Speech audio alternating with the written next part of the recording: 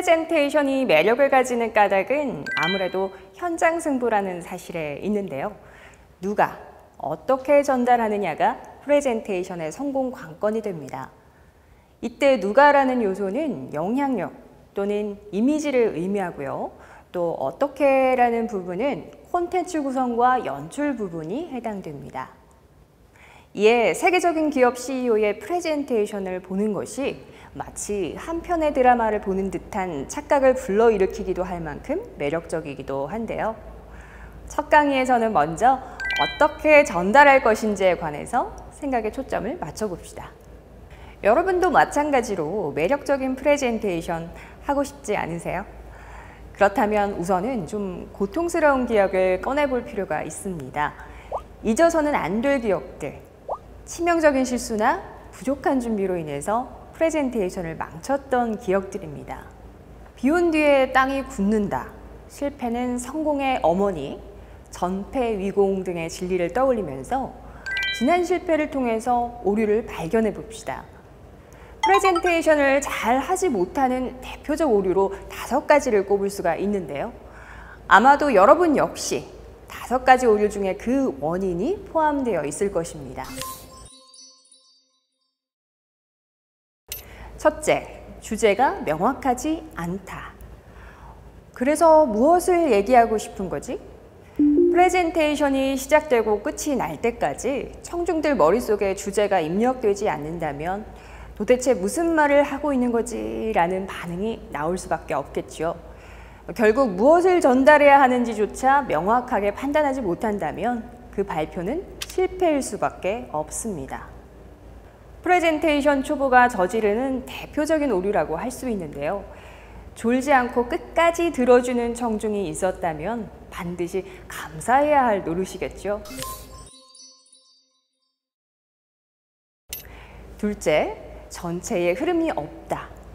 여기서 이 얘기는 왜 나오는 거지? 중요한 내용은 많지만 그만큼 청중이 소화할 수 없을 만큼 늘어놓는다면 그 발표도 마찬가지로 실패.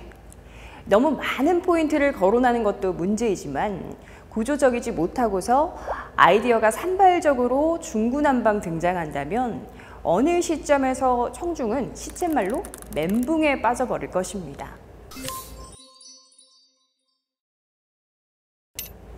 셋째, 발표 시간이 너무 길다. 대체 언제 끝나는 거지? 청중들은 생각보다 집중도가 낮습니다. 지루함을 참는 것이 여간 쉬운 일이 아닐 텐데요. 발표가 너무 짧았어 라고 불평하는 사람은 드물어도 너무 길다는 불평은 스스로도 해본 경험이 많을 것입니다. 성인의 집중도는 약 15분에서 30분 사이라고 합니다. 중간중간 지루함을 해소하는 장치를 넣는 것은 고순화하는 계산이라 치더라도요. 발표가 너무 길고 지루했다는 피드백을 듣는 것은 스스로에게도 아쉬움으로 남을 일입니다. 넷째, 발표 전달력이 부족하다.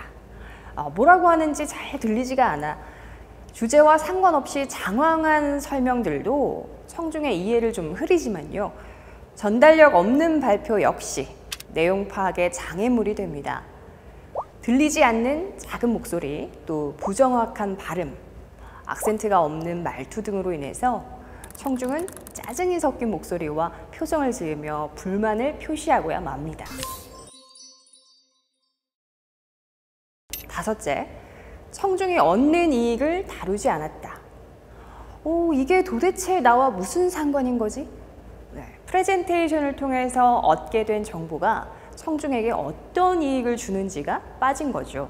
열심히 프레젠테이션을 지켜봤지만 청중들은 회의실을 나오면서 고개를 갸우뚱하며 의문을 가지게 됩니다. 발표자가 이러한 5가지 실수 중에서 단 한 가지라도 초래했다면 막중한 책임감을 가져야 할 겁니다. 청중의 시간과 에너지, 또 집중력을 낭비한 셈인데요. 더 슬픈 사실은 이러한 실수 때문에 프레젠테이션의 목적 또한 제대로 달성할 수 없다는 것입니다. 이러한 5가지 오류를 더욱 와닿게끔 방송 멘트에 비유해서 살펴보도록 하겠습니다. 유명 요리사가 방송에서 개발한 요리의 레시피를 시청자들에게 설명하고 있다라고 가정해 보겠습니다. 오늘은 김치볶음밥 조리법에 대해서 알려드릴게요 라고 먼저 멘트를 했다라는 것은 프레젠테이션의 핵심인 주제와 요점을 명시했다는 겁니다. 듣는 사람이 어떤 요리에 대해서 배울지를 쉽게 알 수 있기 때문입니다. 첫 번째로 거론했던 주제 표명의 오류는 벗어난 셈이죠. 하지만 시청자들은 이내 더 새로운 요리는 없나? 다른 김치볶음밥이랑 무슨 차이가 있다는 거지? 라는 생각을 할 수밖에 없습니다. 이때 밤마다 야식이 당기는데 뭘 먹어야 할지 모르시겠다고요? 집에 있는 간편한 김치 하나만으로 맛있게 완성하는 초스피드 레시피를 공개합니다 라는 멘트로 두 번째 오류를 피하게 됩니다. 본격적으로 요리법에 대한 설명으로 들어가서는 어떤 설명부터 하는 것이 좋을까요? 완성된 김치볶음밥, 볶음밥의 맛, 볶는 시간, 볶는 방법, 재료 손질, 재료 준비 이런 순서로 설명을 한다면 어떻게 될까요? 온통 뒤죽박죽인 순서에 시청자는 메모를 하려다가도 당황할 수밖에 없겠죠. 음식 코스로 치면은 에피타이저부터 메인 요리, 후식까지 차례대로 음식이 나와야 하는데 후식부터 먼저 제공되는 황당한 셈입니다. 당연히 준비 재료, 재료 손질법, 볶는 방법과 시간, 완성된 김치볶음밥, 시식 순서로 멘트를 이어가야 시청자들이 보다 편안하고 기억하기 쉬운 시청을 할 수 있습니다. 또한 만약 요리사가 지나치게 작은 음성으로 요리를 설명한다거나 또 새는 발음으로 재료 명칭을 알려주기라도 한다면 정보의 전달력 면에서 떨어진다라는 평가와 함께 프로그램의 생명은 결코 길지 않을 것입니다. 방송계에선 전달력이 더 중요한 부문이기 때문에 추후에 섭외조차 장담할 수 없는 일이 초래됩니다. 전달에 있어서 중요한 부분을 추가하자면 지나치게 전문적인 용어들은 배제하는 것이 맞겠죠. 극단적인 예이기는 하지만 만약 요리사가 요리 재료를 설명할 때 배추라고 하면 누구나 알아들을 수 있는 부분을 양귀비목 십자화과의 식물 혹은 영어 이름인 캐베이지라고 지칭했을 때는 전달력이 떨어지는 것은 물론 호감도마저 떨어지는 효과가 생깁니다. 물론 한두 번은 예능감으로 받아들일 수도 있겠지만요. 마지막으로 5분 만에 완성되는 음식에 대해서 50분에 걸쳐 장황하게 묘사한다면 어떨까요?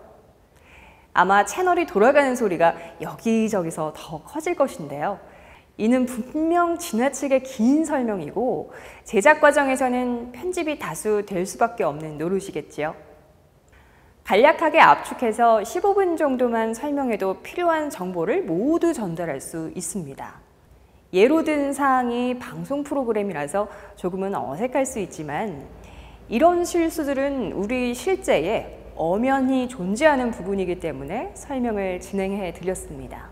몇몇 언어 감각이 뛰어나거나 스피치 능력을 타고난 분도 계시지만 이외에는 대부분 이 5가지 실수 중에서 몇 가지를 혼합해서 초래하는 경우가 더 많습니다. 그만큼 조리 있게 말하고 설명하는 일에 대해서 신경을 더 기울이고 훈련합시다.